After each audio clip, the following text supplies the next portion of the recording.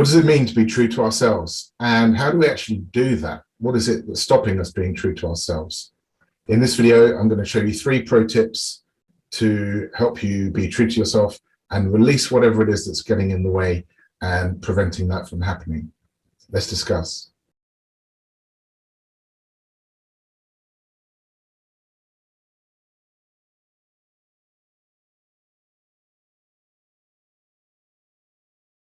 Hi, I'm James Blacker, integral philosopher, life coach, and the founder and author of Kissing Consciousness. And today I'm going to be helping you to understand what it means to be true to ourselves, or in your case, true to yourself. How do you achieve that? What might be the reasons why you're not doing that anyway? Because I'm sure you don't wake up of a morning and think to yourself, well, I'd like to not be true to myself today. Of course you don't. So something's getting in the way from outside that's stopping us doing that.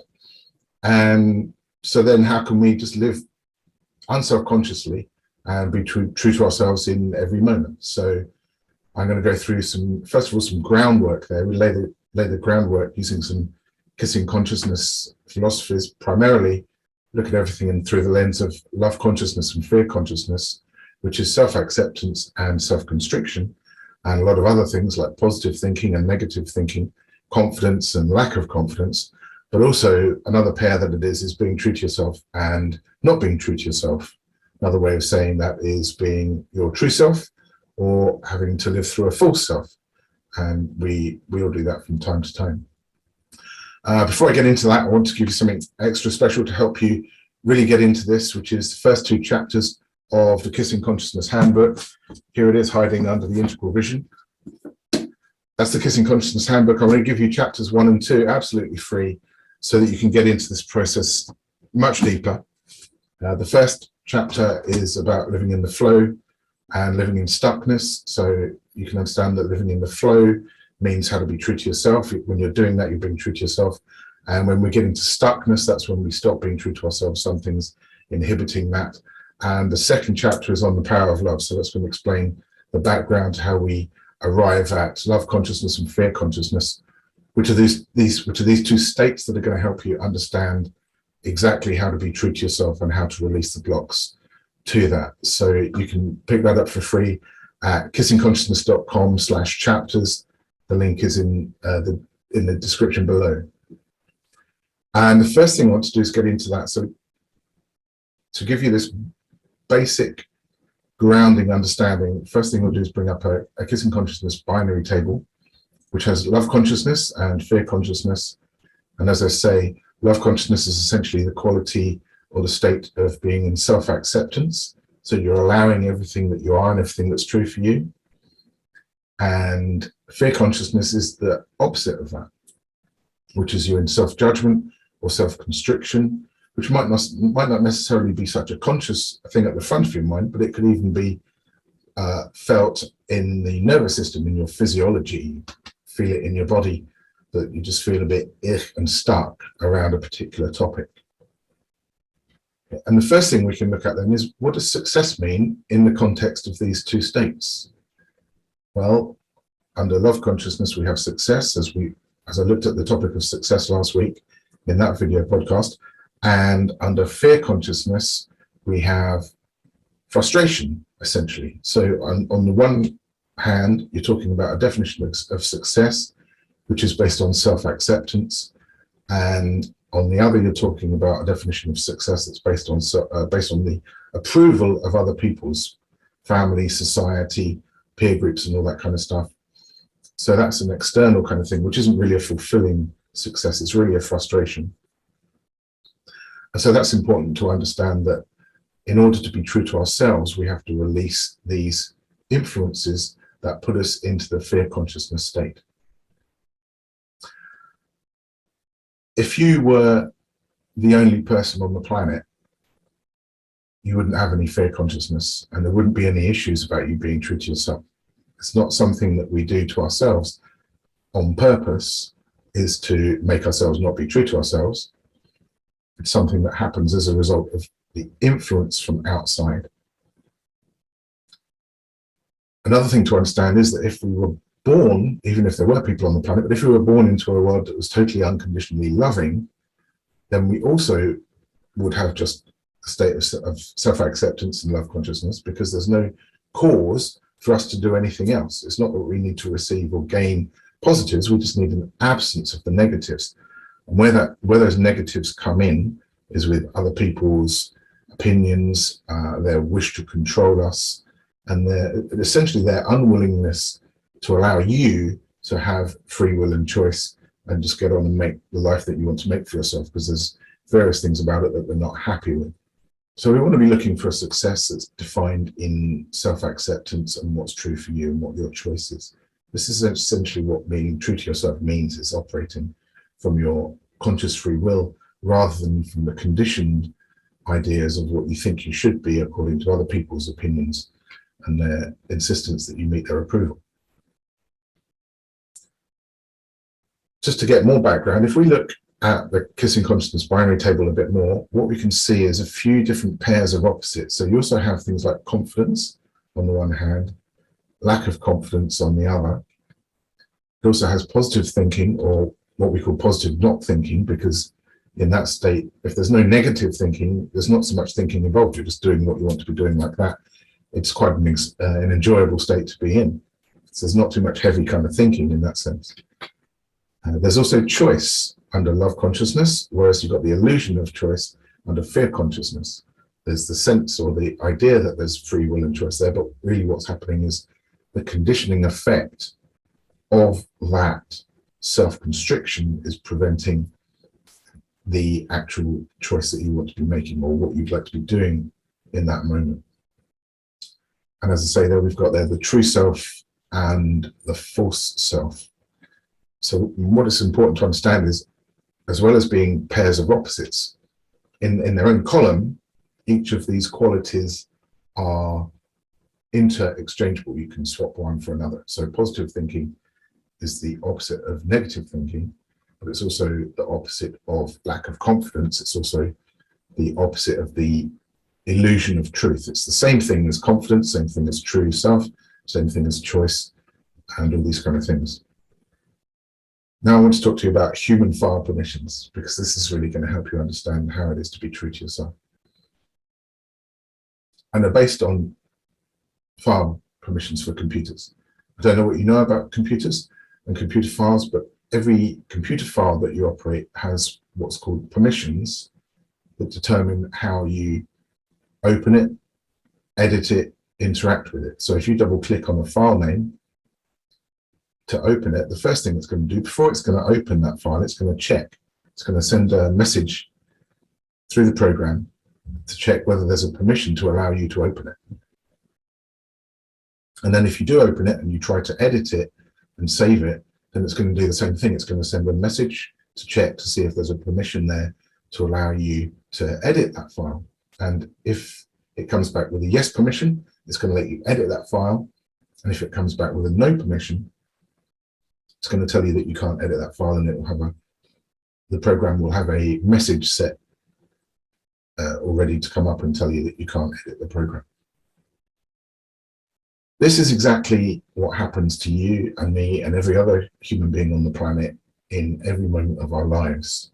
When we're in a state of self-acceptance, or more particularly when the context of the moment is one in which we're allowed to be ourselves, then we don't notice that happening. There's a sort of sense that everything's okay, and what happens is that that program, the human file permission equivalent of the computer file, is still happening. So your brain and your nervous system are still sending messages to check in, is it okay for me to do this thing?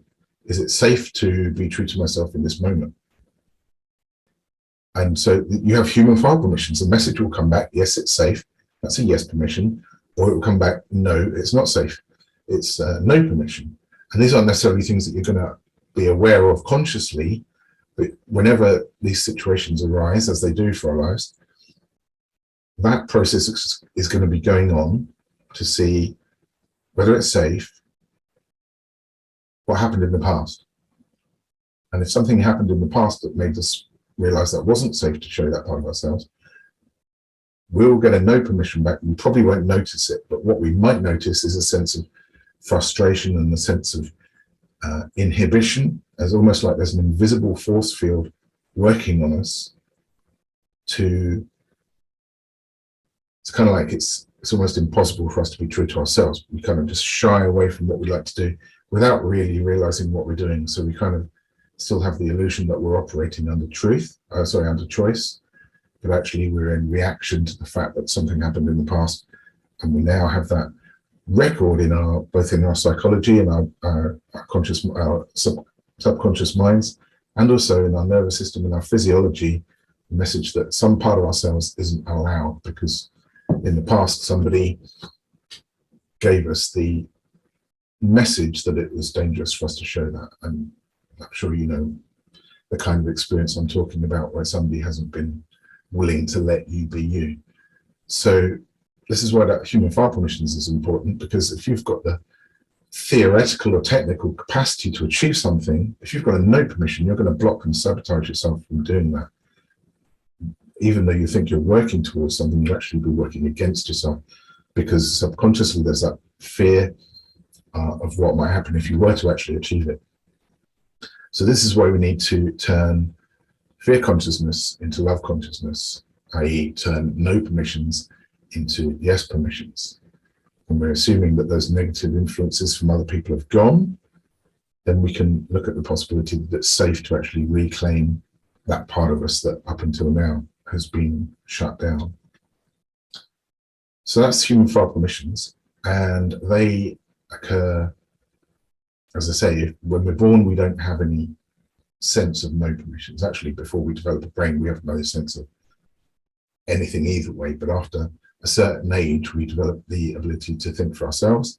There's a logical conscious mind comes in, and from that point onwards, we then have the capacity to shut down what's true for ourselves based on the experiences that we have that happen to us, and what the conditioning effect of that is.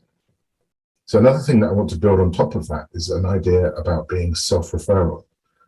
And the alternative to this is being external referral. So if we can just get those up on the screen, you can see self-referral under the love consciousness heading, and being external referral under the fear consciousness heading. So because all of these columns are equal opposites, that means that being self-referral is the same thing as being true to yourself. And being external referral is not being true to yourself, which means essentially that you're doing what other people want you to be doing.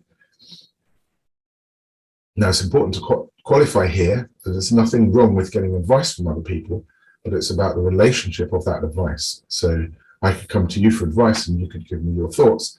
Then ultimately it's on me to make a choice, take that information in, decide whether I want to use it or not, and then make my decision. So I'm still being self-referral if I'm doing that. And if you're doing that with other people where you're taking advice, but you're still making decisions, then you're still being self-referral in that moment. But if we go further to the point where they're actually telling us what to do and we feel that we have to comply with their wishes, then we're being external referral. So in that state, it's always a case of looking to the outside world as to finding out how we should behave. So again, when people are in fear consciousness, it's not necessarily that their logical mind thinks that they want to do that, but it's a conditioned reaction that we have, and we perhaps don't notice where that's operating on us. So the first of the 3 tips for me to give you is about language. And there are 2 different types of language that you want to be able to look out for in order to tell what kind of people are trying to control you and put you in that fear consciousness state. So you're being external referral and you want to avoid that. So the first thing is conditional tense. And this is essentially judgmentalism. You know the tenses, so the past tense is what you did, present tense what you're doing now, future tense is what you will be doing. There's also a 4th tense, and actually there's a few more. One is the conditional tense, so it's what you should do or what you shouldn't do. And when people use this language with you, this is essentially shoulda, woulda, coulda. They're essentially telling you what you should do. So more often than not, that's a sign that they're being judgmental in terms of who you are. So rather than there being you and your choice and that being fine, what they've got is some other idea of how you should be, and perhaps you don't fit into that. Maybe you don't want to fit into that. Why would you? But they think that you should, there it is again, that word should, you should be meeting up to their standards of what you do and of what you don't do. So that's a good clue. Look out for conditional tense. And the second one is imperative grammar. And this is literally about telling people what to do. So you might say, drive more carefully, don't do that, pick that up, all these kind of things. That's the language of imperative grammar, telling other people what to do. And if you listen out for it, you can see this particularly in some relationships. There's one party will be using imperative grammar with the other quite a lot. Perhaps more often than not, it's you'll see a man telling a woman in a relationship that they're giving instructions all the time. Now, it depends on the context. Can be okay, but quite a lot of the time, that is the language of control. And rather than being a relationship of equals, it's where one person has the sense that they have the right to tell the other what to do, and the other is essentially subservient to that kind of idea. So that's the second part of language you want to be looking out for, is the imperative grammar, the language of orders and instructions, because that's a really good clue as to where there might be some concerning aspect to that relationship. So there's your first tip, is the language to look out for. The second tip is, what individuals or groups of negative influences can you remove from your life in order not to have this kind of constant pecking away where you're trying to be true to yourself and all these other people around you have got their own opinions and views and they're not happy with that. They're trying to mold you and make you into being what they want you to be, which you might have found is pretty exhausting. So what do you want to do? Which people in your life are you happy with and you enjoy having in your life? And which ones are simply draining you, not willing to allow you to be who you are? That's my place to tell you what to choose. What I'm saying is the opportunity is there. You have the option to decide, well, why do I keep those people in my life? You can, if you want to, you can just filter them out. You maybe just not engage with them so much until they disappear out of your lives, out of your life. It's an option. And by doing this, we can, if we want to, remove any kind of toxic influences from other people where they're trying to get us into a self-referral state. They're trying to get us into an external referral state. Anybody who's trying to get you into a self-referral state, or let's say supports you being in that state of your own choice, it's probably a good influence to have. So this could be family, it could be friends, peer groups, might even be your work environment. If you realize that that's not something that's good for you, you might want to think about whether you can change that, and all kinds of cultural context, whether it's individuals or collectives. Then the opportunity is always there to think, well, you know, I've started to notice this person using imperative grammar a lot, or they're conditional tense, they're judgmental, they're not really happy when I'm successful, or when I'm happy, they usually got some issue with it. So let's just gently ease away from them being in our lives. That's an option.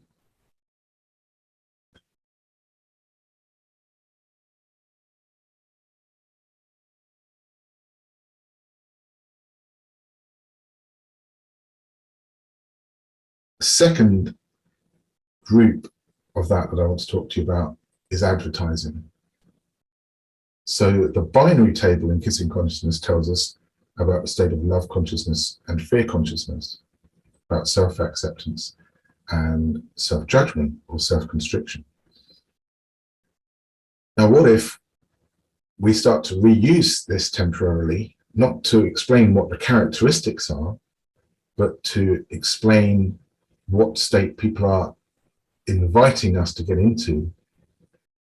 So if somebody speaks to you, are they supporting you being in the love consciousness state, or are they trying to get you into the fear consciousness state, in which case they're actively acting against your best interests because they're not interested in that. What they're interested in is their own best interests. And nowhere better does this come up than in the world of advertising. So if we go through 5 minutes of advertising on the television, first of all, you get a lot of nonsense spoken at you because they're trying to use all kinds of psychological manipulation techniques to make you value this and not value that, and to get you to share their opinion. But then more often than not, they will quite blatantly and specifically use imperative grammar to tell you what to do. sometimes more than once per advert, sometimes even 4 times per advert or more. And so I did a little experiment with this earlier around 5-minute adverts, and let's just go through some of the examples of what's actually happening when we watch 5 minutes of adverts. And we'll put this into the binary table, not as characteristics, but as invitations. So here we go. This is the first one in 5-minute adverts. Mitsubishi car. Usual thing, a shiny car is being shown in various perspectives. Switch off your phone. Shut down your tablet. Log out of social media. Stop trying to find the perfect filter. So they've only said 20 words and they've managed to tell us what to do 4 times. And that's the very first advert.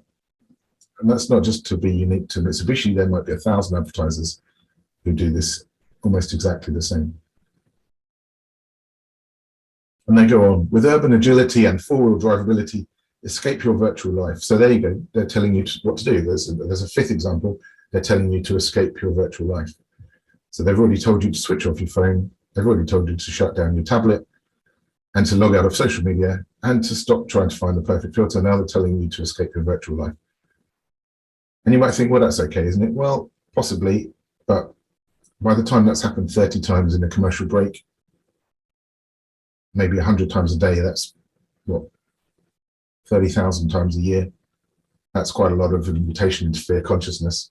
How are you going to achieve success and be true to yourself if your brain's dealing with 30,000 occurrences of being manipulated into the opposite fear consciousness state? And of course, that's just television. That doesn't even cover the internet or what we see on adverts when we're out and about in society. Next one's Imodium. They only tell us what to do once, which is live life in rhythm. Next one is aerial laundry tablets. They actually don't tell us what to do until right at the end. It's a safety warning. It says, always keep away from children. So you could say, oh, that's a good safety warning. Well, yeah, but didn't really need to hear it either way. And it's still just another, we're up to sort of 7 now. 7 times we've been told what to do. Oh, and they manage one at the end there. So they say, try aerial 3 in 1 pods now. Aren't all advertisers going to tell you to use their product? Well, they are. But again, that's really the point. How many times are we going to be able to be told what to do and still have our psychology and our consciousness prioritizing being true to ourselves? Lenore, feel the rush of the elements. So again, that's telling you what to do. You've got to feel the rush. These adverts have told you to keep something away from children. They've told you what to try. They've told you to live life in rhythm. They've told you to escape your virtual life. Now they're telling you to feel the rush. So it's always incoming, yeah? You're getting a sense of this. Breathe this freshness into forever. Get closer with deep sea minerals. That's 2 more things. So they're up to 3 on that advert alone where they're telling you what to do. Audi, win gold with Audi's amazing Super 6. Okay, I'm not being told what to do again. There we go. Sky Sports, feel every moment. New Sky Sports, feel it all. So there we go. Confused.com, well done to them. They managed to go an entire advert without actually telling me what to do once. So that's quite good and quite rare. Boots anti-aging cream, defy your age with skin that's ready for more. Okay, so I'm sure you got the point now. It's essentially an abusive relationship that the whole world has with advertising, where they're pretending to care about you, but the whole thing is being driven to make you do not what you want to do for you, but not what they want you to do for them. So they're all inviting you into being in the fear consciousness state.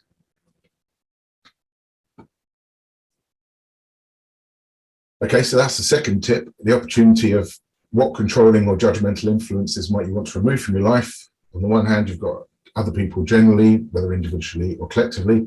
And the second option there is advertising in its entirety. I would not go near it. And the third tip I want to share with you is the tool, the Kissing Consciousness tool. And that's used to dissolve this invisible force field of self-sabotage that we have. So as we go through our early lives, we pick up all these no permissions, this fear consciousness shutting us down. And so the Kissing Consciousness tool is essentially 2 simple questions that you can ask of yourself anytime you want to invite the release. Because these first 2 tips of recognizing language and removing controlling and judgmental influences from our lives, they're about preventing more repression happening, of preventing other forces from adding to our self-constriction that already exists. But this 3rd tip with the Kissing Consciousness tool, that's about shifting those blocks that have already been instilled into us, both mentally and physically. So it's kind of like the difference between, if we don't want the bath to flood, one thing we can do is turn off the shower to stop more water coming in. But another thing is you can take the plug out so you can release what water is already there. And this is what we're doing with the Kissing Consciousness tool. We're releasing, letting go of those self-constrictions that people have already put on us. And the first question is, would you like to let that go? It's as simple as that. And the second question is, would you like to ask your body if it would like to let that go? And that's conditional on the first question. If the answer is no, then you might not move on to the second question. But if, let's say, I'm facilitating you and I ask you, you've got some self-constriction around something, and I say, would you like to let that go? If you say yes, and I say, okay, great, would you like to also ask your body if it would like to let that go? So in the first instance, we're making an invitation to your conscious mind. And in the second instance, we're making an invitation to your physiology, to your nervous system, to your body. And your body is essentially the same thing as your subconscious mind. It stores all the information about what's safe for you to do and what's not safe for you to do. And so this tool is a great way to release any conditioning that already might have been imbued in you and is already limiting your life and has already up until now prevented you from being true to yourself. And of course, we want to get you in that point where you're always making choices from your free will and from your choice and what you actually want to do, rather than other people telling you what they think you should do. But not just intellectually, also that you can feel that physiologically. So you feel in your body, you feel confident, you feel comfortable to go out and receive whatever it is that you're capable of doing, being, thinking, enjoying, and what have you. Let's do some clearings now. So if we think of the 4 quadrants, 4 corners of your life, so you've got your inner world of mental health, thoughts and feelings, you've got your physical body and health, and you've got your relationships, and then you've got your finances / prosperity generally. So let's start with the body. So anywhere with the body where you aren't allowed to be true to yourself, and you've picked up on other people's self-judgments that's preventing you from being true to yourself with your body and with your health, would you like to let that go? And if so, would you like to ask your body if it would like to let that go?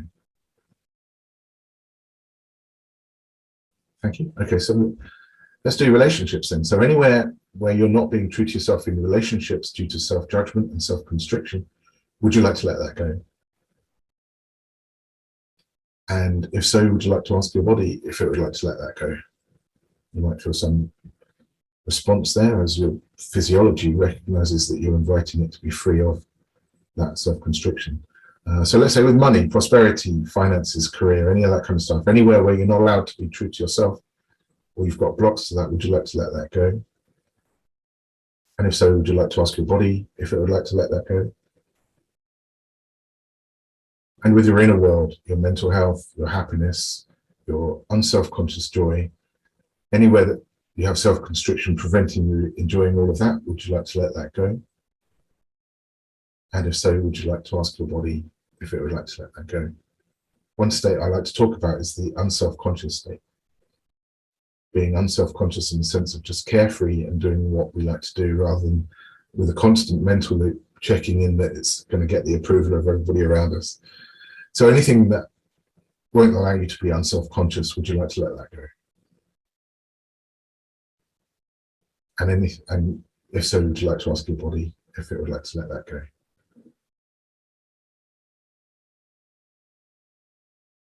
Okay, so you can use whatever clearings you want now. If there's anything else you want to cover, you can just invite yourself to let that go. And if you choose that in your conscious mind, then you can invite your body to let that go as well.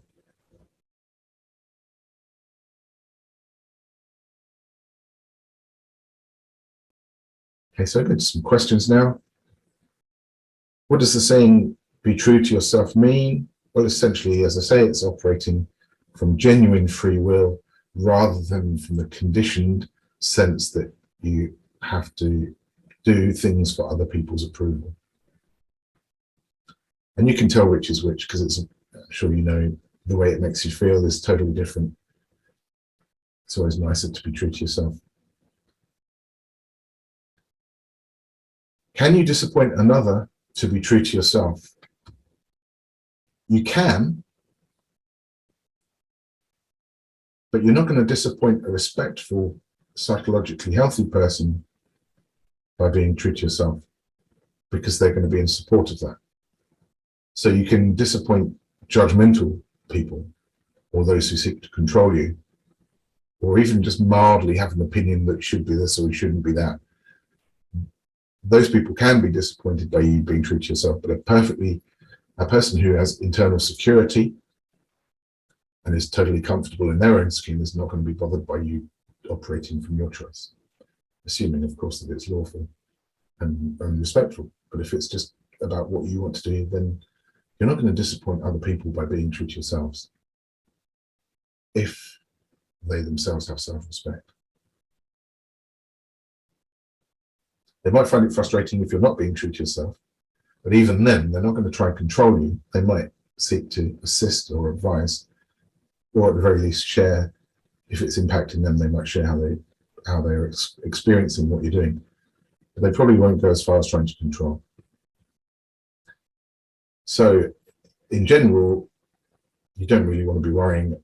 Well, there's no reason why not to be true to yourself. There's no reason why being true to yourself should be a bad thing, but you might want to be mindful about how people are going to react to that. Because if they're not respectful, you might need to be careful about what exactly you do. How can you be healthy and be true to yourself? Well, the first value system that we learn is survival, and being healthy is a subset of survival. If we're not healthy, eventually we won't survive, because we'll shut down our life force to the point that we die. So being healthy and being true to ourselves is actually quite natural and logical, and it's essentially automatic. So if we think that there's a choice between being true to ourselves and being healthy, then that's a sign that there's some confusion there around what being true to ourselves means. Now, it might be that sometimes you make choices that aren't considered that healthy. In specific moments, you can be doing that and be being true to yourself, because it's a feeling you get. It's what you want to do in that moment. But by and large, being true to yourself is going to mean operating with respect for your body and for health.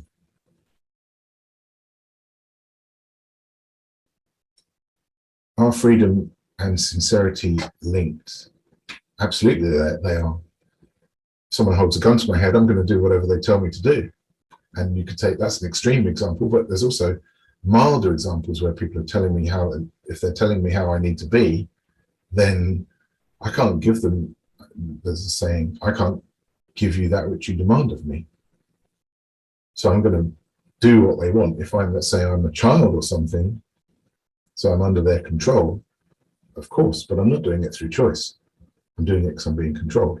So in order for someone to be sincere with you, you have to be giving them total freedom to be that. And that's the only way that they can.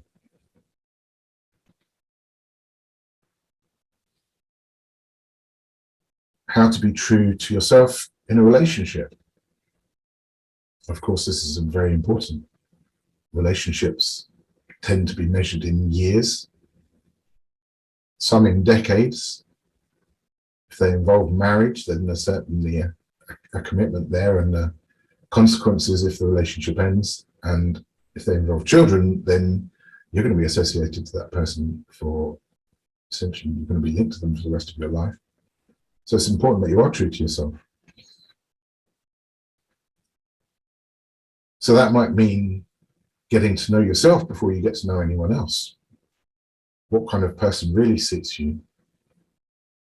What are you really like? What do you really enjoy and not enjoy in terms of interacting with other people? What are your value systems? Do the other people that you're in relationship with have similar value systems?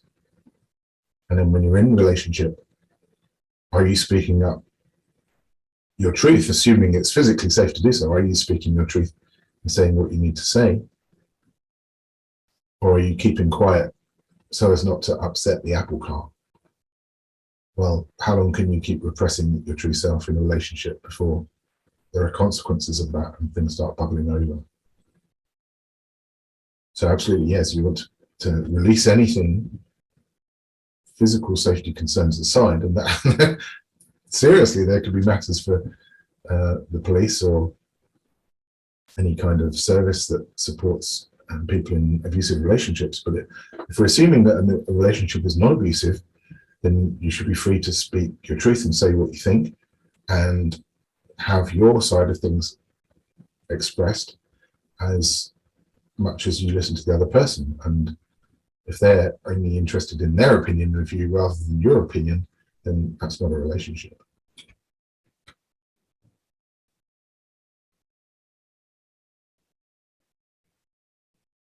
How to be true to yourself and others. I think the question kind of implies there's a choice here. As in, well, I want to be true to myself, but that will mean not being true to others. Well, again, if you're in integrity, you can perfectly be true to other people as well, but you don't let them control you. That's the point. They don't have the right to make choices for you. And so by being true to yourself, you're then providing them with something true and real that they can work with. And that's a respectful way to do it.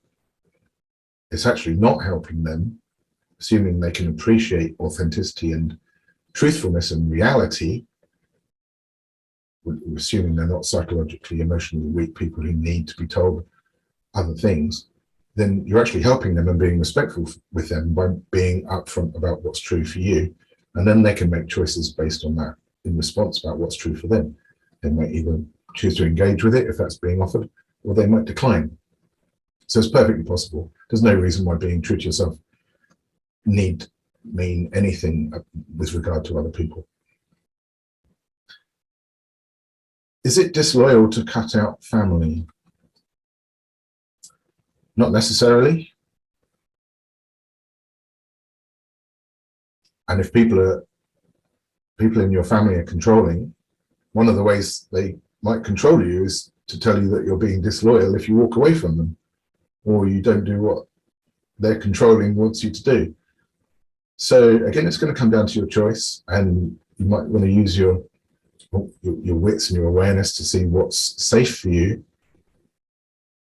But again, it's contextual. It's entirely up to you. There's no inherent reason why a person has to stay in contact with either one particular family member or all of them, according to what the situation is.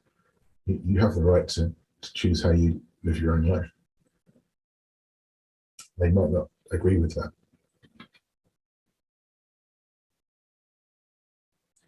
Is it important to be true to yourself? Yeah, absolutely it is.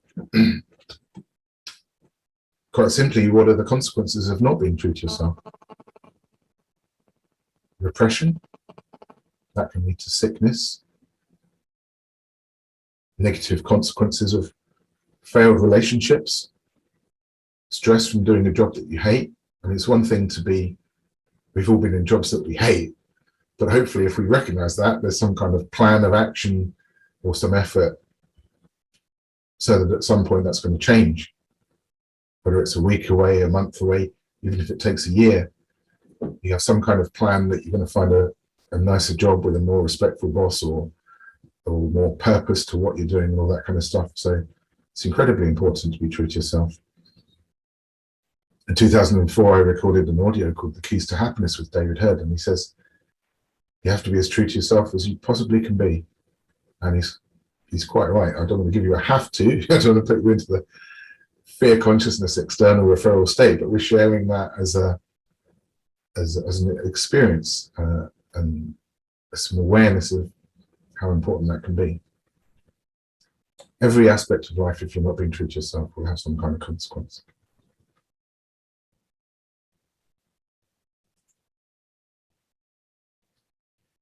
Is it true? Be true to yourself and everything will be fine. Not necessarily, it's not necessarily true.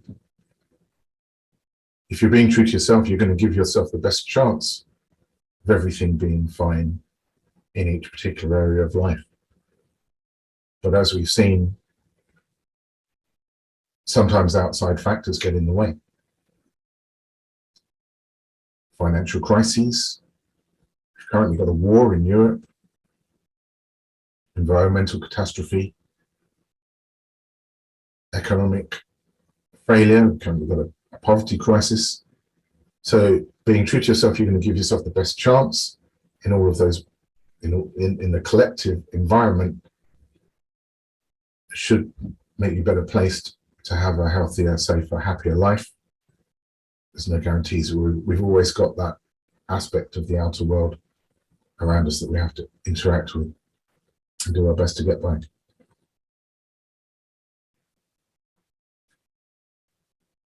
Why is it hard to be true to yourself? Well, first of all, we don't want to go into conclusion that it is hard. So we could have a self-judgment that won't let us realize that maybe it's easier than we think to be true to ourselves. So anywhere where you've brought into the idea that it has to be hard, would you like to let that go? And if so, would you like to ask your body if it would like to let that go? Now, I'm going to contradict myself here. It can be hard. It's depending on our experiences. But if we've had really horrible experiences, then the false self that we've had to, like the mask that we have to put on, could be very embedded in both our psyche and in our flesh, in the physiology. So shifting that might take a while to sort of keep peeling back the onion layer after layer after layer to reveal more and more and more of being true to yourself. So let's give an example. Let's say a person has only ever known what it's like to be true to themselves at a level of 10%. So 90% of the time they're not true to themselves. But if they're able to shift that to get to 20%, even though that's still a very low number, it's going to change their world.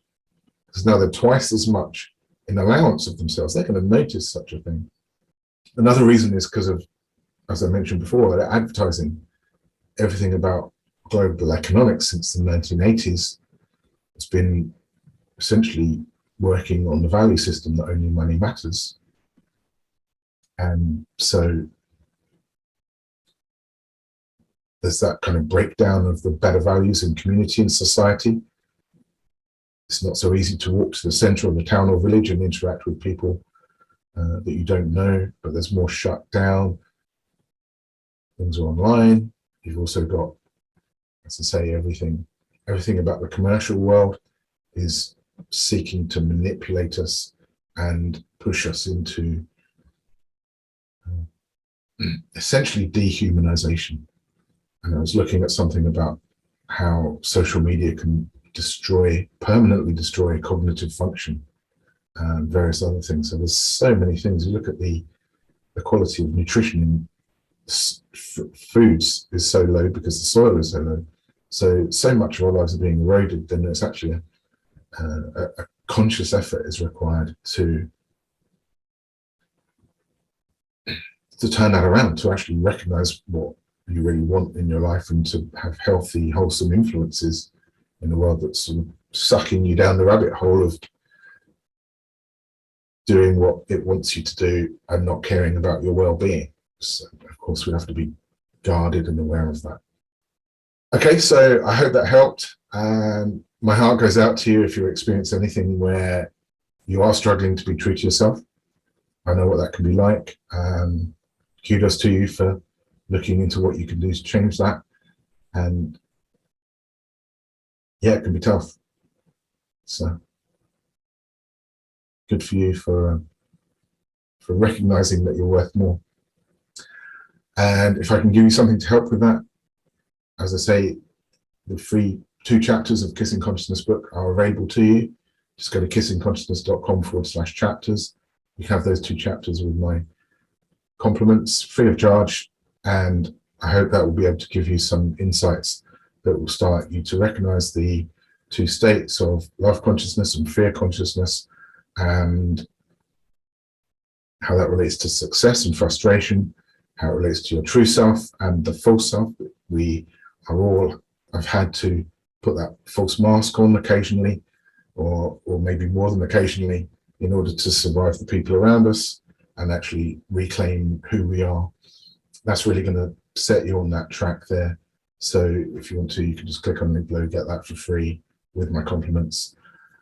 You might also have seen last week's video, which is on success, explaining that success is something that we are, so that can help you as well. If you want to go and have a look at that, that's going to share some similar messages. Good luck with that. Be safe, and thanks for watching.